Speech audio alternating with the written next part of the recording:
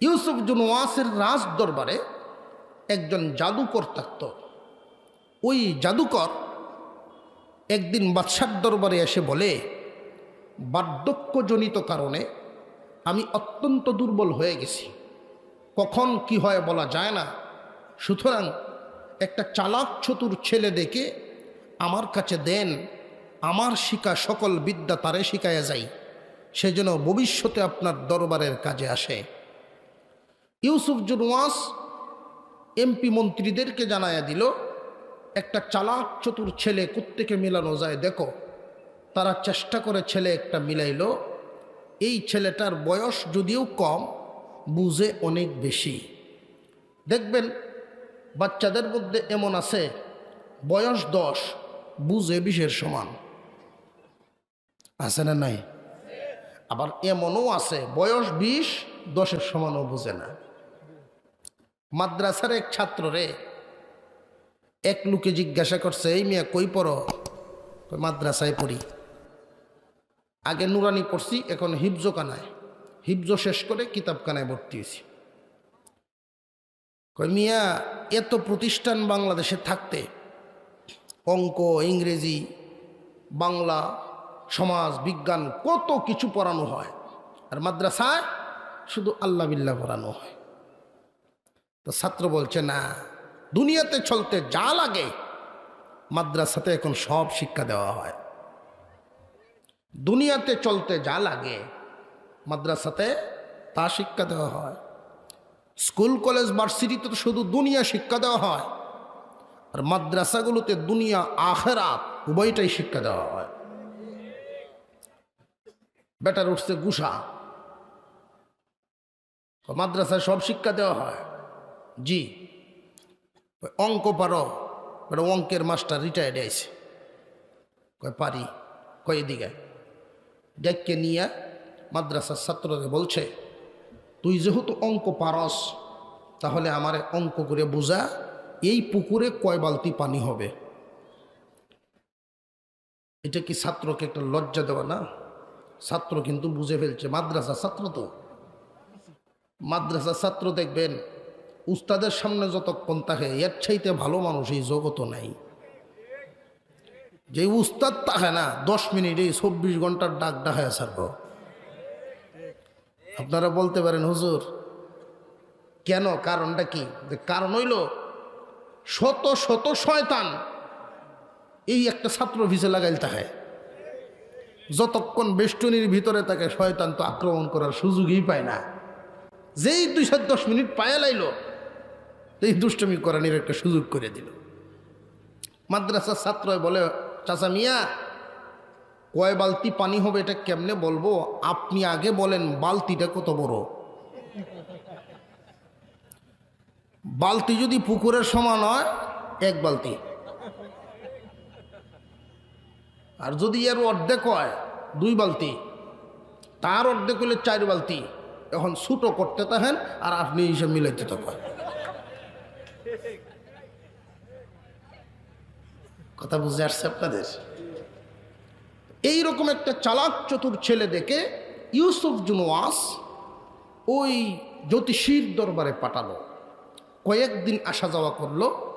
যেই রাস্তা দিয়ে আসা যাওয়া করে ওই রাস্তার কিনারে একজন রাহেব থাকতেন, সম্ভবত ঈসা আলাইহিস সালামের ধর্মের বিরাট বড় একজন আলেম। এই পণ্ডিত লোকটা ঈসা আলাইহিস সালামের ধর্মের আলেম, ওনাকে ডাকলেন, এই বাচ্চাকে ডাকলেন, তুমি আসো দেখি, কয়েকদিন যাবৎ তুমি এদিক দিয়ে আসা যাওয়া করো, কোথায় যাও, কই যাও? যে আমি জ্যোতিষীর কাছে আসা যাওয়া করি, জ্যোতিষীর ধর্ম শিখি, তার কর্ম শিখতেছি। ওই তিনি বললেন, বাবারে তুমি আমার কাছে আসা যাওয়া করবা কেন? আমি তোমার কপালে ইমানের নূর দেখতে পাচ্ছি। যে ইমান কি? যে মূর্তি পূজা বাদ দিয়া এক আল্লাহর উপরে ইমান আনো। ছেলেটায় 3 দিন সময় নিল যে আমারে একটু ভাবতে দেন, চিন্তা করতে দেন। 1 দিন চলে গেল, 2 দিন চলে গেল, 3য় দিন সে যখন ঘর থেকে বাহির হয়েছে, তাদের রাস্তায় একটা মোড় ছিল, চৌরাস্তার মোড়। এসে দেখে এই মোড়ে প্রচণ্ড ভিড়, যানজট। এই দিকের মানুষ ওদিকে যেতে পারে না, এই দিকের মানুষ ওই দিকে যেতে পারে না। মানুষের একটা ঠেক লাগালাগি, চলাচলের মধ্যে বিরাট এক বিঘ্নতা ঘটছে। ছেলেটায় জিজ্ঞাসা করলো, কি হলো এখানে? যে রাস্তার মাঝখানে বিরাট এক হিংস্র প্রাণী আছে, ওই প্রাণীটার ভয়ে কেউ সামনের দিকে যাচ্ছে না। এই ছোট্ট ছেলে তখন চিন্তা করলো, এখনই সুযোগ পরীক্ষা করে নেওয়ার। যদি আল্লাহ সত্য হয়ে থাকেন, আল্লাহর নামে ঢিল মারলে এটা কবুল হবে। আর যদি মূর্তি পূজা সত্য হয়ে থাকে, তাহলে ওই মূর্তির নামে ছাড়লেই সফল হয়ে যাবে। প্রথমেই একটা পাথর হাতে নিয়ে মূর্তির নামে ঢিল মারল, ওইটা ওই পর্যন্ত গিয়ে পৌঁছলই না। যেই মাত্র আরেকটা পাথর হাতে নিয়ে আল্লাহর নামে ছাড়ল, যে আল্লাহ যদি আসমান জমিনের মালিক হয়ে থাকেন, তাহলে এই বাতাস, এই আকাশ, পাহাড়, সাগর সব কিছু যদি আল্লাহর হুকুমে চলে, তাহলে যদিও প্রাণীটা দূরে, বাতাস তো আল্লাহর হুকুমে চলে। আল্লাহর নামে ছাড়লাম, বাতাসের উপরে ভর করে যেন ওই পাথরটা প্রাণীর উপরে গিয়ে নিক্ষিপ্ত হয়। আল্লাহর নামে যেই মাত্র ছাড়লো, প্রাণীর উপরে গিয়ে নিক্ষিপ্ত হলো, সাথে সাথে প্রাণীটা দুনিয়ার জমিন থেকে বিদায় হয়ে যায়। হিংস্র প্রাণী যেই মাত্র মরল, মানুষের ভিতরে একটা আলোড়ন সৃষ্টি হয়ে গেল। এখন তো এই ছেলেরে খুঁজে এত চেষ্টা করলাম, তীর মারলাম, কাজ হয় নাই। আমরা এত চেষ্টা করলাম, প্রাণী সরাতে পারি নাই। এই ছেলে কে? এখন তো তার বুজুর্গি গেছে বেরিয়া। এখন বাগমারা হুজুর কই, বাগমারা হুজুর কই। বাগমারা হুজুরে খোঁজা শুরু হয়েছে। আর বাগমারা হুজুর যে এক দৌড় দিল ওই রাহেবের কাছে, বুঝে ফেলেছি আল্লাহই হলো সত্য, আল্লাহর উপরে ঈমান আনাই আমার কাজ। মুসলমান হয়ে গেলেন। এখন জ্যোতিষীর কাছে আর আসা যাওয়া করে না, এই খ্রিস্টান ধর্মের আলেমের কাছে উনি আসা যাওয়া করেন। ঈসা নবীর ধর্মের অনেক জ্ঞান অর্জন করেছেন। আমল করতে করতে তার মর্যাদাও অনেক বেড়ে গেল। এমনকি এতটাই বাড়ছে, তার কাছে যদি কোনো জন্ম অন্ধ মানুষ আসে, সে যদি হাত বুলাইয়া দেয়, জন্ম অন্ধ মানুষ সাথে সাথে ভালো হয়ে যায়। কুষ্ঠ রোগী যদি আসে, হাত বুলাইয়া দিলে কুষ্ঠ রোগী ভালো হয়ে যায়। এই রকম অলৌকিক কর্মকাণ্ড যেহেতু প্রকাশ পাচ্ছে, দিন যত যায় মানুষ তত কালিমাওয়ালা হয়। দলে দলে মানুষ মুসলমান হওয়া শুরু হইল। হঠাৎ করে একদিন বাদশার দরবারের এক মন্ত্রী, এর ছিল চোখখানা, বয়সের কারণে চোখের পাওয়ার চলে গেছে। ওই লোক খবর পায়া তার কাছে আসলো যে তুমি আমার চোখগুলি ভালো করে দাও, যে ভালো করতে পারি, আগে আল্লাহর উপরে ঈমান আনো।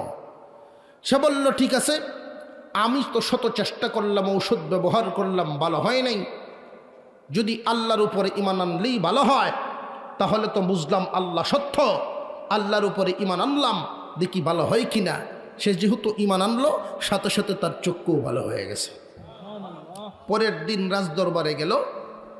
যেহেতু আগে একটা সিস্টেমে দেখতো, কাগজপত্র কাজকর্ম করার জন্য কাঁচ ব্যবহার করত, ওই দিন আর কাঁচ লাগে না, সরাসরি চোখের মাধ্যমেই কাজ করছে। বাদশাহ জিজ্ঞাসা করে, নতুন চোখের পাওয়ার পাইলা কই? এই মন্ত্রী জবাব দেয়, আমার আল্লাহ দিয়েছেন। বাদশাহ ইউসুফ জুনওয়াজ বলে, আল্লাহকে আমি নাকি? আরে না, তুমি না, আমার আল্লাহ হলেন আসমান জমিনের মালিক, যিনি, তিনি আমার আল্লাহ।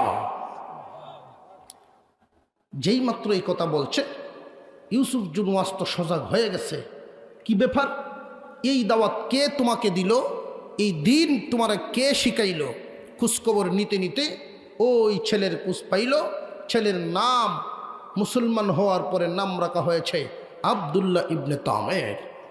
এই আবদুল্লাহ ইবনে তামেরকে যখন তালাশ করে বাহির করলো, সে কোথায় থেকে শিখলো? ওই মুরব্বী রাহেবের নাম যখন জানতে পারলো, ওই জালিম বাদশাহ ইউসুফ জুনওয়াজ মুরব্বী রাহেবকে এনে ফাঁসিতে ঝুলিয়ে শহীদ করে দিল। অবশেষে তাকে মারতে হবে, আবদুল্লাহ ইবনে তামেরকেও মারতে হবে। রাষ্ট্রীয় আইন অনুযায়ী রাষ্ট্রীয় শাস্তির যত বিধান তার উপরে প্রয়োগ করতে চাইল, একটা শাস্তির মাধ্যমেও তাকে মারতে পারে না। ফাঁসিতে ঝুলাইতে চায়, ফাঁসির দড়ি তার গলায় আটকে না, তার দিকে তীর মারে, তীর তার শরীরে লাগে না। আল্লাহর হুকুম যেহেতু নাই, তাকে মারবে কিভাবে? এত চেষ্টার পরেও তো মারতে পারছে না। অবশেষে কি করলো? অবশেষে এই ছেলেটা নিজেই আব্দুল্লাহ ইবনে তামির বলতেছে, যদি আমাকে মারতে হয় তোমাদের বুদ্ধির দ্বারায় মারতে পারবে না, আমার দেওয়া পদ্ধতিতে মারতে হবে। কি পদ্ধতি? তোমাকে মারার জন্য সাগরে পাঠালাম, পারি নাই। তোমাকে মারার জন্য পাহাড়ে উঠালাম, পারি নাই। যারা তোমারে নিয়ে মারতে যায় তারা মরে, তুমি মরো না। কারণ সাগর কার হুকুম মানে? একটু অলসতা ভাঙ্গিয়া শীত তো কমে গেছে মোটামুটি, একটু জোরে জোরে আওয়াজ দিয়ে কইেন, সাগর পাহাড় কার হুকুমে চলে? আল্লাহর হুকুমে চলে। তোমাকে মারা দরকার, যদি আমাকে মারতে চান আমার পদ্ধতি নেন। কি পদ্ধতি? সারা এলাকায় ঢোল পিঠাইয়া দেন, সারা এলাকায় প্রচার করে দেন, টাইম নির্ধারণ করেন, জায়গা নির্ধারণ করেন। জায়গাও নির্ধারণ করা হলো, সময়ও নির্ধারণ করা হলো। দেশ ভেঙ্গে মানুষ জমা হয়ে গেছে যে ওই এত বড় এক ভালো মানুষ, তাকে যেহেতু মারা হবে, দেখা দরকার। এরপরে যারা কিছু দ্বিধাদ্বন্দ্বের মধ্যে ছিল, মূর্তি পূজারী মানুষের চালচলনও আমরা দেখি, আল্লাহর পূজারী মানুষদের চালচলনও দেখি। তুলনামূলকভাবে যারা সত্যিকারভাবে আল্লাহর আইন মানে, তাদের চালচলনের সাথে জগতের অন্যদের চালচলনের তুলনা হতে পারে না। আর যে সমস্ত মানুষ ভাই মুসলমানের সাইনবোর্ড ব্যবহার করে নিজের স্বার্থে দুনিয়াতে জীবনযাপন করে, ওরা যদিও নামে মুসলমান, ওরা কিন্তু মুসলমান নয়, ওরা হইল মুনাফিক। নাম ব্যবহার করে মুসলমানের, কাজ করে মন মতো, কাজ করে নিজের স্বার্থে, কাজ করে অনিসলামিকদের মতো। ওই সমস্ত মানুষ মুসলমান হতে পারে না, ওরা পাক্কা মুনাফিক। মুসলমানদের চালচলন মানুষে দেখে, ছেলেটার চালচলন মানুষে দেখছে, তার প্রতি মানুষ মুগ্ধ। তাকে যেহেতু মৃত্যুদণ্ড দেওয়া হবে, মানুষ চতুর্দিক থেকে জড়ো হয়ে গেছে। নির্দিষ্ট সময়ে নির্দিষ্ট জায়গা যখন তাকে তীর মারা হবে, সে শিখাইয়া দিছে বিসমি রব্বিল গোলাম, ওই শব্দ বলে রবের গুলামে, এই গুলামের রবের নামে মারলাম, এই গুলামের রবের নামে মারলাম। এতদিন তো মূর্তির নামে তীর দিয়েছেন, কাজ হয় না।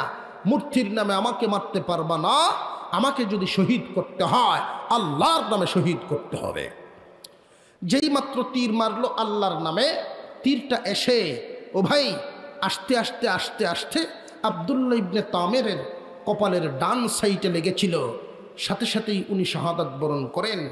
আল্লাহ পাক এই শহীদকে এতটাই কবুল করেছিলেন, হজরত উমর রাদিয়াল্লাহু আনহুর শাসনামলে একটা খাল খনন করতেছিলেন এক জায়গায়, পারতেছেন না, কাজটা করতে পারেন না। উমরের কাছে খবর গেল, উনি আসলেন। আজীব ব্যাপার, মাটি খনন করার পরে একটা লাশ পাওয়া গেল। ওই লাশটা দিব্যি একটা জ্যান্ত মানুষের মতো মনে হয়। একটা তরবারি এইভাবে কপালের উপরে হাতটা দিয়া উনি পড়ে আছেন।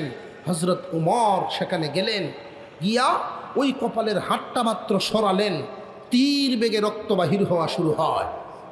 যেই মাত্র হাতটা ছেড়ে দিলেন, কপালে লেগে গেল। তরবারিটা হাতের মধ্যে ধরা, তরবারির মধ্যে লেখা আছে আব্দুল্লাহ ইবনে তামির। হজরত উমর বলেন, চিনে ফেলেছি, ওনাকে মাটি দিয়ে ঘুরে ফেলো। কিয়ামতের দিন আল্লাহর দিনের এই শহীদ হাসরের মাঠে এইভাবেই আল্লাহর সামনে দাঁড়াবেন। যেই মাত্র উনি শহীদ হয়ে গেলেন, সাথে সাথে উপস্থিত জনতার মধ্যে একটা কাজ করলো, প্রভাব পড়ে গেছে। কিসের প্রভাব? একটা নামের প্রভাব। যেই রব নামে তীর মারার কারণে শহীদ হলো, তাহলে এই রব আর মিথ্যা হতে পারে না। আমরা সব রবের উপরে ঈমান আনলাম।